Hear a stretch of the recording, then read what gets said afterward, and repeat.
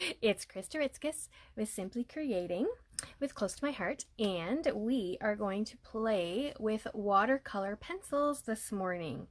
I posted a photo of my Christmas card, one of probably a couple of designs that I'll be doing this year. And I'm in nice and close so you can see exactly what we're doing this morning. This is the stamp set. I forgot to grab it. It's called Reason for the Season, and it has all of these images in it. Let me just show you what it looks like. I still have all of my stamps on the block, but this is what it looks like here. So the only stamp that I did not use for my card was the inside of the star. Everything else is on the card. So this is a really reasonably priced stamp set. It's just a B size, so it's just $15, and it's a great little thing. It's a beautiful stamp set. You can create a lot of beautiful cards with it. I had some fun with trying to do some embossing with it, and played with some of the metallic markers with it and all that kind of stuff. So it was fun, but I settled on the watercolor pencils. And I'm going to show you a few techniques that will, just to give you an idea of what you can do with the watercolor pencils, as well as how I did my card. Okay, so first of all, we're going to treat these just as a regular pencil crayon. So this is you could do this kind of technique just with regular pencil crayon.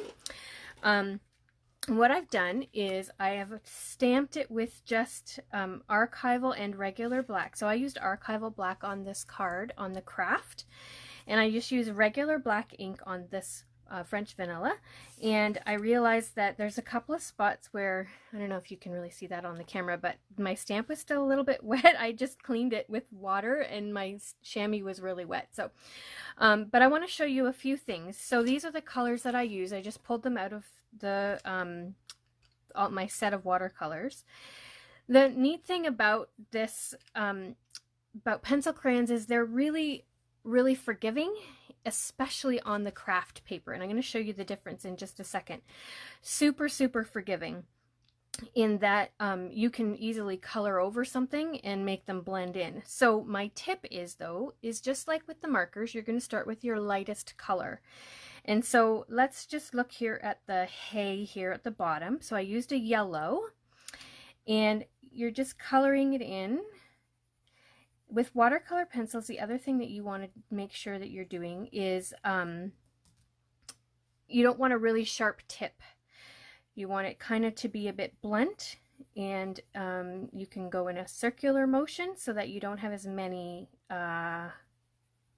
stroke marks, I guess is the right word I'm looking for.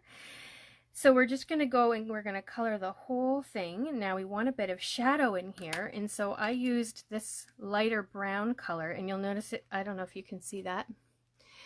It's got a little bit of it's already blunted, so I'm not going to use the sharp part. I'm going to use the blunted side, and I'm just going to go in right up close to baby Jesus there. Again, I'm just doing it lightly, adding a bit more color close to baby Jesus, and less color the further out you go.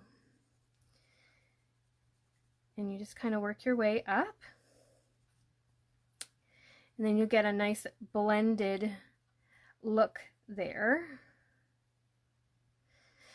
So that's baby Jesus. So that's basically the technique of layering colors. Now the other thing that I did was Mary's hair, and I started with a slightly darker brown. Okay, this is a little bit darker than the one I just used for the hay. Again, starting with the lighter side, and I really love the idea of recognizing that Mary and Joseph and baby Jesus were most likely not white. They lived and were born in Israel, which is Middle Eastern. And so these people, I love it when pictures honor that. Like, Jesus was not a white baby. And so I'm gonna honor that with my card. Now I'm going to my darkest brown. It's not black because I don't want it to be too dark. and I'm going in right underneath where her hood is, or the thing over her head. And I'm doing the darkest there.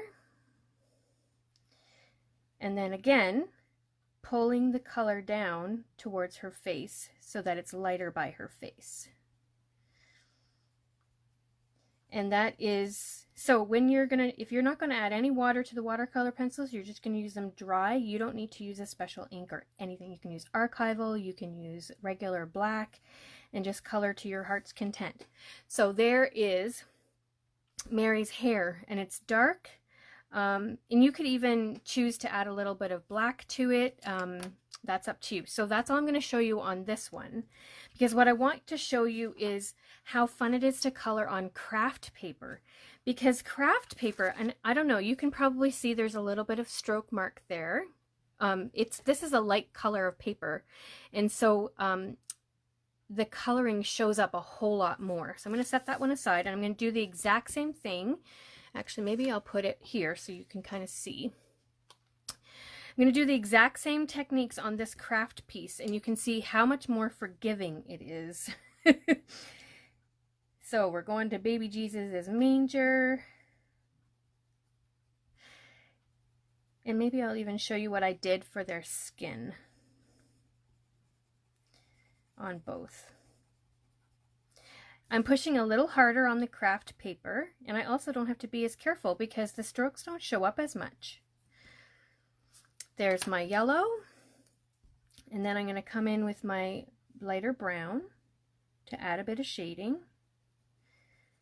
And again, I don't have to be as careful. The strokes don't show as much, which is what I love about the craft. And I find that the stuff that's the colors show up differently. So I don't know if you'll be able to see that on the camera. Let's see. So here's the white one, and there is the craft one. I just find the colors just look, they look different. They're subtle, but also bright at the same time. I don't know how that makes sense, but it does. So on this one, I'm going to show you what I did with their skin. And so I used my darkest brown, and I thought, okay, so where would the shadow be, right? The shadow for Joseph is going to be, and I am getting, sorry, I forgot to mute my, phone. There we go. All right, so the color, the darkest color, is going to be right where the thing on his head is covering, right? I don't know what to call that. Hood, shawl. It's not really a shawl. Head covering. Anyway, I'm going to lay down a bit more color there, and then I'm just going to pull it down. And again, I'm using the blunt side. I'm pulling it down just a little bit, and I'm going to color the whole face. And for baby Jesus, I did it on this side, just a little bit,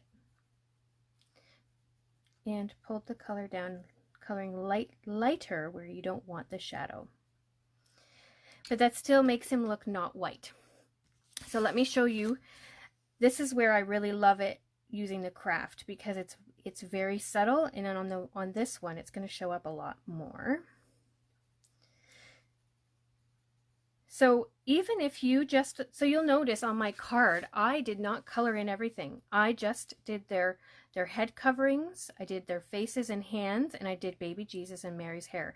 I left everything else just without any color. And this is just a nice subtle way you can add a bit of interest to your cards without having to do the entire image. Oops, I turned my pencil and now I have a brown stroke on his face. But you get the idea. Darker by the hood, pulling it down and bringing it lighter. So there's his face, but you can see that there's a bit more, the craft is more forgiving. Now, the cool thing about watercolor pencils is you can actually treat them like watercolor paints, and that's what I'm going to show you right now. So what I've done is I have two all-purpose mats. One of them is cut up into 4, so I just have this small little surface instead of the big giant thing across my whole desk. And I love using this for just small projects, and I've used it for workshops and things like that as well. The other thing that you're going to need is a water brush, a paper towel, And then you're going to need to stamp your images in intense black ink. That's really important, and you want to let it dry for a little while. The intense black will not run when you add water to it or a liquid. If you're going to color with alcohol markers, you also want to use intense black. Okay, so we're going to show you two different techniques. I'm going to move this down a little bit. One of them, actually, I need more of this space than I do the card here. So I'm going to show you the same thing, and I'm going to show you two wet techniques. So the first one is it starts the same way, and I'm going to show that to you here on this one. Starts the same way. You're going to color it the same way. And with this one, what you want to do is concentrate your color where you want it to be darkest. And you actually don't even have to color in the whole image. So I'm going to leave the edge a little bit white here. And I don't know if you can tell, but I'm adding more color. Like I'm pushing a little harder. I want it to be kind of bright there. And I'm not going the whole part. I'm not coloring right to the very edge. Then I'm going to take my second color and just add a little bit. Because what's going to happen is we're going to add water to this. And the colors are going to mix just like you would paint. And they will run around the paper a little bit. You can use regular paper for this as long as you're not adding a lot of color. Or a lot of water, I mean. And with this one, you really don't need a whole lot. So I've already got water in my barrel. This is the smallest tipped brush here. What I'm going to do is just squeeze a little out here just to make sure it's clear, because I sort of store some in here. So now what we're going to do is we're going to work, I got a little bit of something on the barrel there. Don't want it to wreck my image. So what we're going to do is I'm going to stroke out and just add, this is just it's not super wet brush, but I'm pushing the color out from the darkest part and kind of working it around my paper a little bit. And when I am done, and I'm going to pull it all the way out to the edge so that the entire image is colored. But again, remember that we didn't color in everything. We're just using the water now to blend the colors together and pull them out to the edges of the hay.